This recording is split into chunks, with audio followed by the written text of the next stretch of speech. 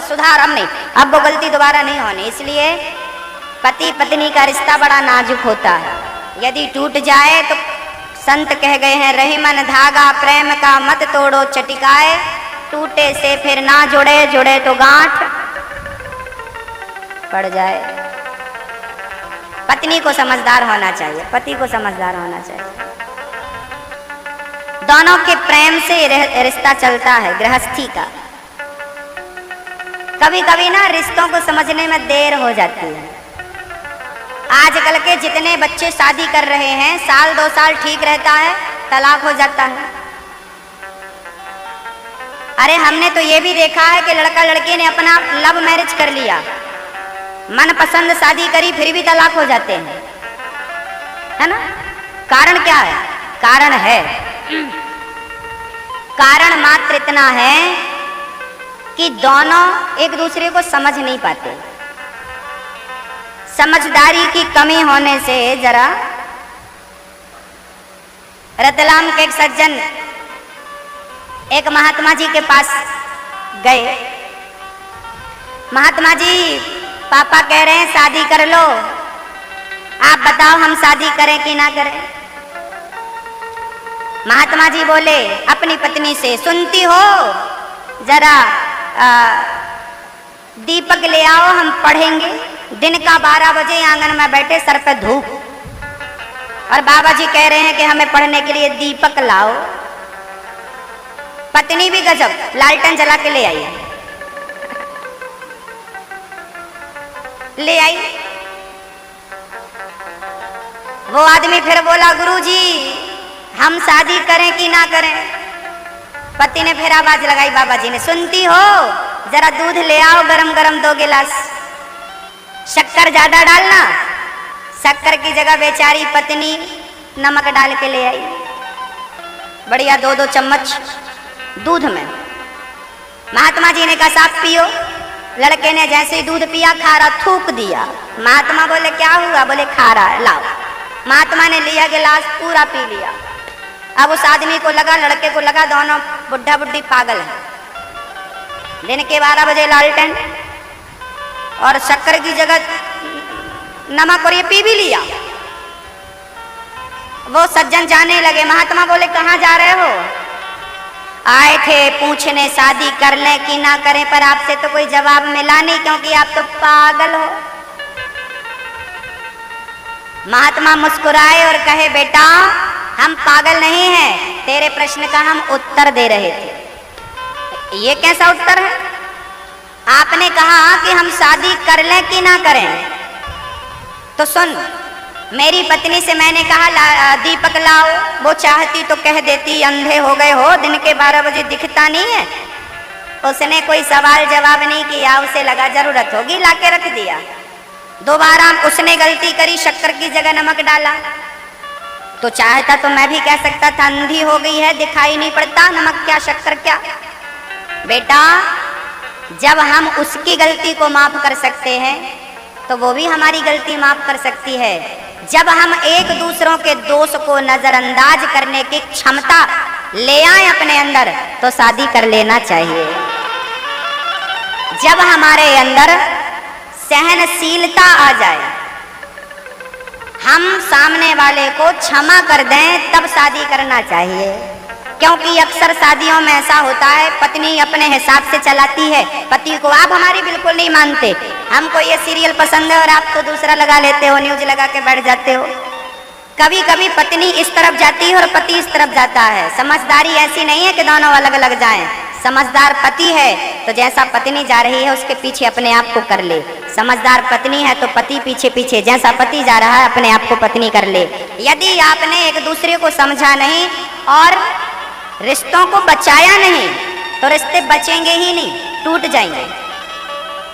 कभी कभी हमें पता होता है कि हमारी पत्नी गलत मार्ग पर है या कुछ गलत निर्णय ले रही है, लेकिन हम समझाएंगे तो समझ में नहीं आएगा ना। वो कहावत सुनी होगी, एक लड़के का पिता चल बसा, मर गया, बच्चा छोटा था, अब अकेली माँ बची और बेटा बचा।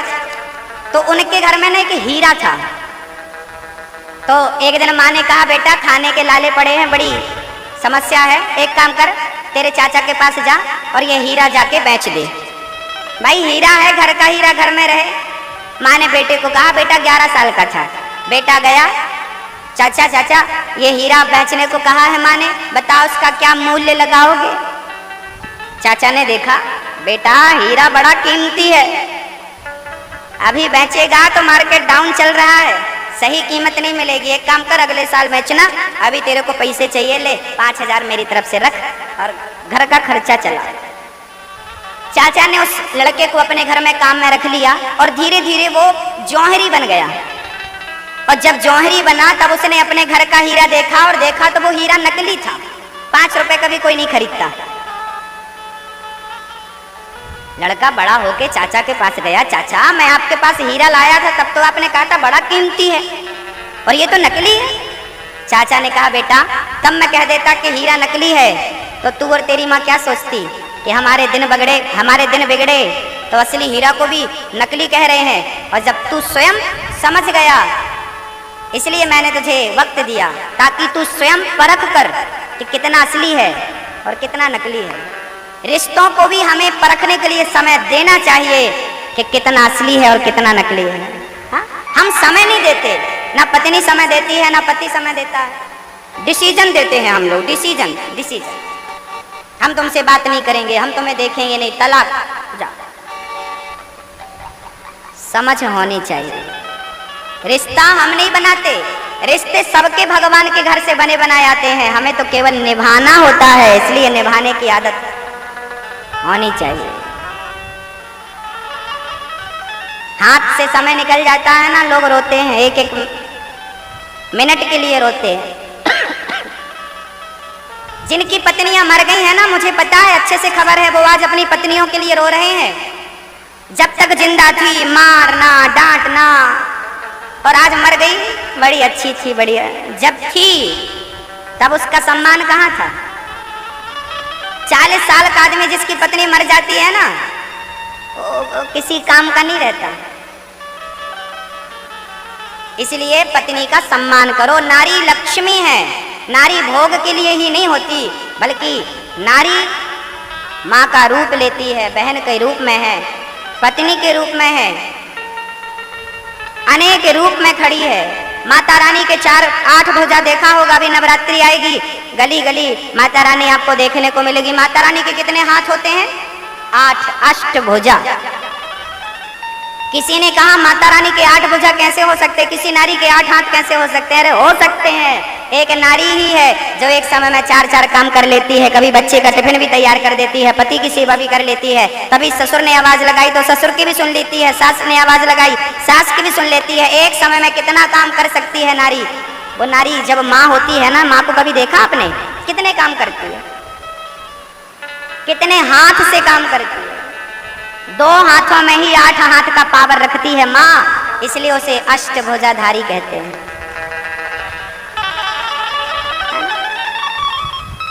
2 बच्चे हैं माँ के तो दोनों का पालन करती है, और तीसरे पति ने आवाज लगा दी तो उसकी भी सुनती है। आप करके दिखा दो इतना काम, पुरुष नहीं कर सकता, नारी कर सकती है। इसलिए नारी को देवी कहा गया है बचपन से। दुर्गा मैया के 8 हाथ होने का कारण यह भी है कि 4 लोग खड़े होंगे तब 8 हाथ होगा। शेर की सवारी करती हैं दुर्गा मैया। ब्राह्मण, क्षत्रिय, वैश्य और शूद्र, ये चारों लोग जब इकट्ठे हो जाएंगे, संगठित हो जाएंगे, तो चारों के हाथ मिलाओ तो 8 हाथ होते हैं। और माता रानी कहना चाहती है कि तुम यदि इकट्ठे रहो, संगठित रहो, तो तुम शेर की सवारी भी कर सकते हो, जैसे मैंने कर रखी है। पर हम समाज के लोग संगठित कहाँ हैं? अंग्रेज आए, हमें आपस में लड़ा के देश पर कब्जा कर लिया, मुसलमानों ने आपस में लड़ाया, आज फिर हम आपस में लड़ रहे हैं, है ना? पति पत्नी लड़ रहे हैं, और की तो सब छोड़ो। इसलिए प्यार से रहना सीखिए। समय निकल जाए बाद में रोने से कोई अर्थ नहीं है। बुलावा आया है भगवान का, और जब आएगा तो रिश्तों में जो दूरियां बन जाती हैं उन्हें पैसों से पूरी नहीं किया जा सकता। परिवार को समय देना सीखो, माँ बाप को, बच्चों को, पत्नी को, पति को समय दो और समय भगवान को दो। समय बलवान है, कब आपके हाथ से निकल जाए, कब अचेत होकर आप धड़ाम से गिर जाएं, कौन जानता है। कब एक एक मिनट के लिए गिड़गिड़ाना पड़े। समय का सदुपयोग कर लो। जब तक आंख है भगवान को देख लो, कान है कथा सुन लो। बाद में ये साथ देते हैं नहीं देते। गोपियां भगवान से कह रही हैं, प्रभु आप ही हमारे पति हो, आप ही हमारे धन हो, कहाँ जाएं हम आपको छोड़कर। तब भगवान गोपियों के मध्य रास रचाने लगे। अद्भुत रास रचाया भगवान ने। जब रास रचाना शुरू किया भगवान ने, गोपियों के संग ताता थैया नाच रहे हैं। तभी गोपियों को अभिमान आया, मैं बड़ी सुंदर हूं। और जब अभिमान आता है ना तो भगवान को हम खो देते हैं। भगवान चले गए, अंतर्धान हो गए, सारी गोपियां रोने लगी। सारी सखियां रो रही हैं, श्याम सुंदर कहाँ हो, कहाँ हो। रो रही हैं, रोती हैं सखियां, कहाँ हो गोविंद, कहाँ हो गोविंद। मैया जी भगवान मिल सकते हैं, एक शर्त है, यदि आप कहो तो मैं बता दूं। भगवान मिल सकते हैं पर एक शर्त है। शर्त क्या है? बोले भगवान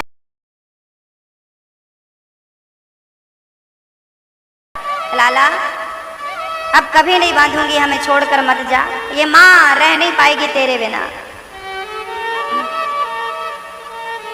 चरणों में गिर पड़ी माँ। भगवान ने जल्दी से दौड़ करके माँ को हृदय से लगाया।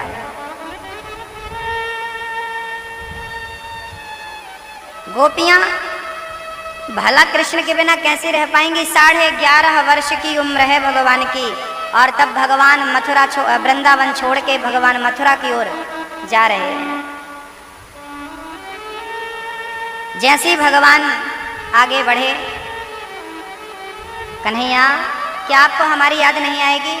2 दिन बाद आ जाऊंगा, चिंता ना करो। कहकर 2 दिन का चले गए, वर्षों बीत गए, लौटे नहीं। मथुरा में भगवान का बड़ा स्वागत हुआ। अक्रूर जी को यमुना में स्नान करते समय कृष्ण और बलराम ने दर्शन दिया।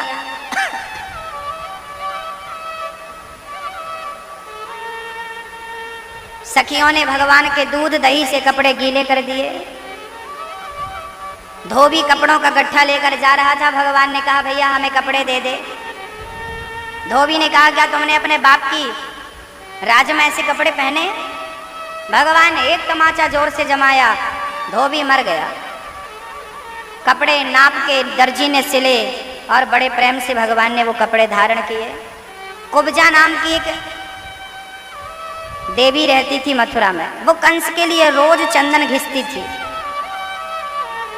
कुबड़ निकली थी, बड़ी कुरूपणी थी। आज भगवान के पास चंदन लेकर आई और जैसे ही भगवान ने कहा स्वरूप सुंदरी हमें चंदन लगा दो।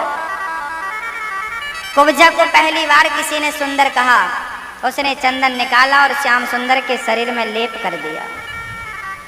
भगवान ने कहा कि आपने हमें चंदन दिया है, अब हम आपको सुंदर बनाएंगे। आपने हमें चंदन लगाकर सुंदर बनाया। भगवान ने अपना पांव कुब्जा के पांव में जमाया, हल्की सी ठोकर लगाई, कुब्जा की कुबड़ अंदर हो गई। कुरूपणी से स्वरूपणी बना दिया भगवान ने। कुब्जा पर कृपा करी गोविंद ने। आगे सुदामा नाम का माली आता है, भगवान को माला पहनाता है। भगवान ने उस पर कृपा करी। कंस का यज्ञ चालू था, उसी यज्ञ में धनुष रखा था। भगवान ने धनुष को उठाया, तोड़ दिया और कंस की तमाम सेनाओं का संहार कर दिया। वापस भगवान अपने कक्ष में आ गए, शिविर में। भगवान को मारने के लिए कंस ने बहुत प्रयास किया था। एक हाथी था, उसे शराब रात भर पिलाई ताकि ये अपने पांव के नीचे कुचल के कृष्ण को मार सके। लोग अपनी मौत से कितना भी भागना चाहें, बचना चाहें, पर बच नहीं पाते। कंस ने वह बहुत कोशिश करी। सुबह भगवान प्रवेश करते हैं और कंस के सभा में जैसे ही प्रवेश करते हैं दरबार में, कुबलयापीड़ नाम का हाथी शराब पी कर उन्मत्त होकर भगवान की तरफ दौड़ा। भगवान ने हाथी को उठाकर पटका, चाण मुष्टिक को मारा। कंस के सेना को मारते हुए कंस के दरबार में पहुंचे और भगवान ने कंस के केस पकड़ के उसे घुमा करके जमीन में धड़ाम से पटक दिया। मूर्ख, तूने मेरी मां पर अत्याचार किया, मेरी प्रजा पर अत्याचार किया, आज छोड़ूंगा नहीं। उठाकर पटका और भगवान खुद कूद पड़े कंस का गोविंदाय नमः। कंस मारा गया।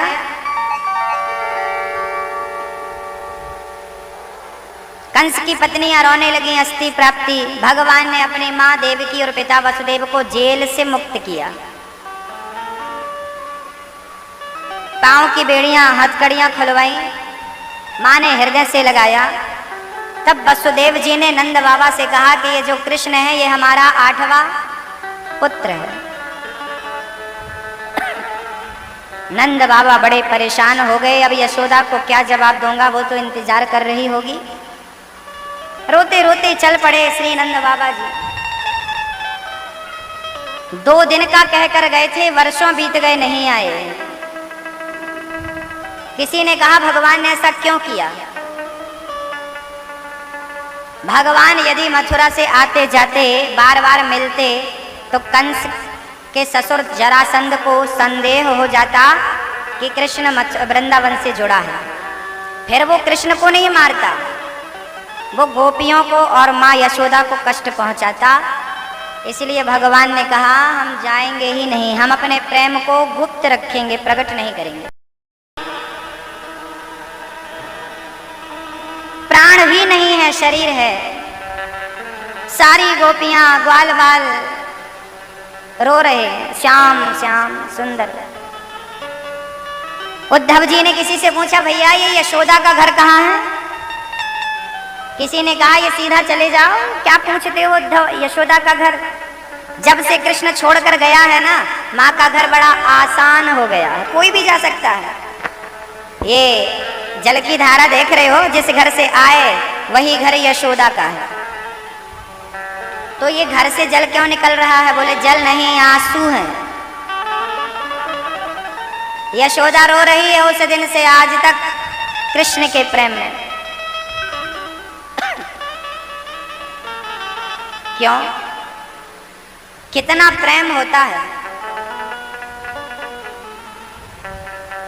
प्रेम ना हो तो ये सृष्टि कैसी नजर आए।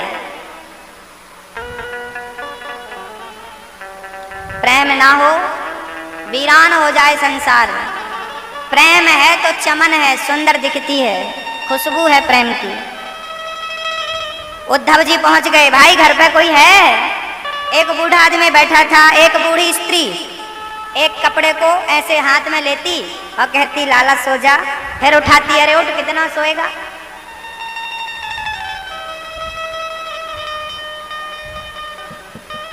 उद्धव जी कहते हैं कौन पागल है भाई? पास में एक बूढ़ा आदमी बैठा था, पास में पहुंच गए उद्धव जी। भैया ये यशोदा का घर यही है क्या? हाँ हाँ यही यशोदा का घर है। कहाँ मिलेगी?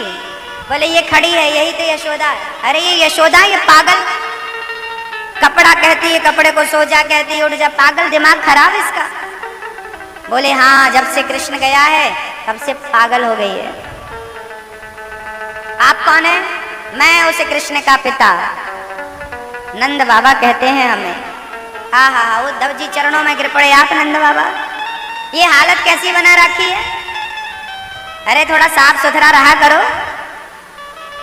ये माँ यशोदा ने कैसी साड़ी पहन रखी है, फटी पुरानी। क्या करें उद्धव, जब से कृष्ण गया है उस दिन से आज तक घर में चूल्हा नहीं जला। किसके लिए श्रृंगार करें, किसके लिए मक्खन निकालें, किसके लिए कपड़े पहने, किसके लिए क्या करें? जो धन के लिए रोता है उसे समझाना आसान है, जो परिवार की मृत्यु पर रोता है उसे भी समझाना आसान है, पर जो भगवान के लिए रोए उसे कौन समझाए और कैसे समझाए? उद्धव जी की कुछ समझ में नहीं आया, क्या समझाऊं?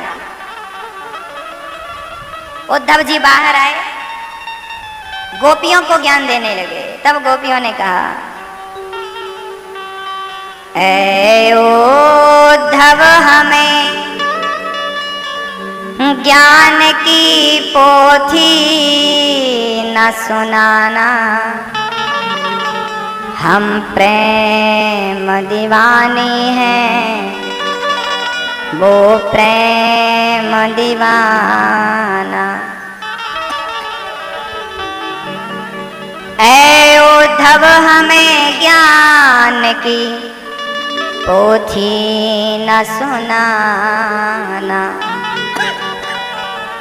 हमें ज्ञान मत दो उद्धव। गोपियां कहती हैं उद्धव जी कहते हैं किसके लिए रो रही हो? बोले भगवान के लिए। अरे वो सर्वव्यापी है, घट घट में रहता, उसके लिए क्या रोना?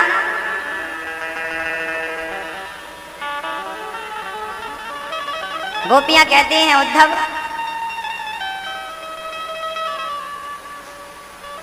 तूने कभी किसी से प्रेम किया है? ना, मैंने नहीं किया। जब तुमने प्रेम किया ही नहीं तो तुम क्या जानो प्रेम क्या होता है? अरे एक माँ से पूछो, जिस माँ का बेटा अंधा होता है, लंगड़ा होता है, बहरा होता है, माँ उस बेटे से कितना प्रेम करती है। और यदि हम कृष्ण से प्रेम करती हैं तो क्या गुनाह करती है? वो कपटी है, एक जन्म का नहीं, जन्म जन्म का बामन बन के कपट किया, हमें प्रेम करने वालों को छोड़कर चला गया।